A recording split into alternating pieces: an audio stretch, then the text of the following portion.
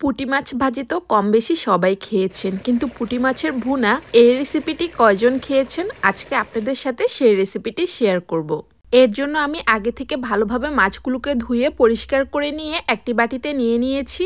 এবার এর মধ্যে 1 চা চামচ পরিমাণ হলুদের গুঁড়া আর স্বাদমতো লবণ দিয়ে ভালোভাবে মেখে নিচ্ছি। আমি আজকে যে মাছটি রান্না করব এই মাছগুলো বাজার থেকে কিনে আনা ফ্রোজেন মাছ, তবে সেম রান্নাটি আপনারা ফ্রেশ মাছ দিয়েও করতে পারেন।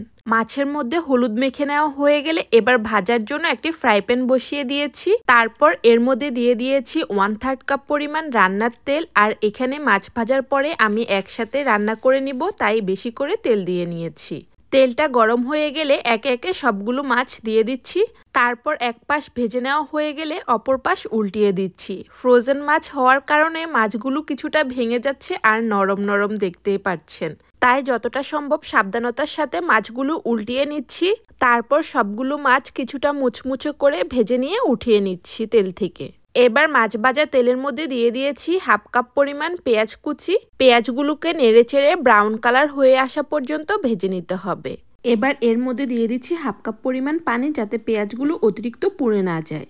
এবার এর মধ্যে দিয়ে দিচ্ছি 1 চা চামচ পরিমাণ রসুন বাটা, 1/2 চা চামচ পরিমাণ হলুদের গুঁড়া, 1 চা চামচ পরিমাণ মরিচের গুঁড়া, তবে আপনারা আপনাদের পছন্দ অনুযায়ী ঝাল ব্যবহার করে নেবেন।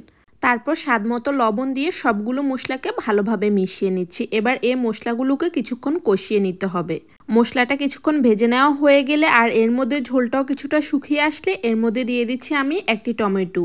তারপর টমেটোটাকে আবারও একটু মিশিয়ে দিচ্ছি। মিশিয়ে নিয়ে ঝোলটা একেবারেই শুকিয়ে তেল উপরে উঠে আসা পর্যন্ত অপেক্ষা করতে হবে। যখনই তেল উপরে উঠে আসবে সে পর্যায়ে আমি টমেটোগুলোকে একটু ভেঙে দিচ্ছি, যাতে টমেটোটা ভালোভাবে ঝোলের সাথে মিশে যায়। তারপর এর উপর দিয়ে দিচ্ছি পুঁটি মাছগুলো। আর এ পর্যায়ে চুলের আঁচটা একেবারেই লো হিটে রাখতে হবে, না হলে নিচে পুড়ে যাওয়ার সম্ভাবনা থাকে। মাছগুলোর এক পাশ মশলার সাথে ভেজে নেওয়া হয়ে গেলে অপর পাশ উল্টিয়ে দিব। আর এই প্রসেসটি মাত্র 2-3 মিনিটের মধ্যে করে নিলেই হবে। তারপর ভালোভাবে কষিয়ে নেওয়া হয়ে গেলে এর মধ্যে দিয়ে দিচ্ছি পর্যাপ্ত পরিমাণ পানি। যে যেরকম ঝোল রাখবেন সেই অনুপাতে পানি ব্যবহার করে নেবেন। আমি এখানে 1.5 কাপের মতো পানি ব্যবহার করেছি। তারপর একটু সবকিছুকে মিশিয়ে দিচ্ছি। মিশিয়ে নেওয়া হয়ে গেলে অপেক্ষা করতে হবে ঝোলটা কিছুটা শুকিয়ে আসা পর্যন্ত।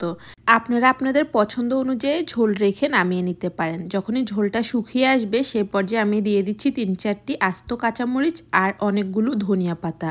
তারপর ধনিয়া পাতাগুলোকে একটু মিশিয়ে দিয়ে আরও 1-2 মিনিট রান্না করে নিলে রেডি হয়ে যাবে এই রান্নাটি।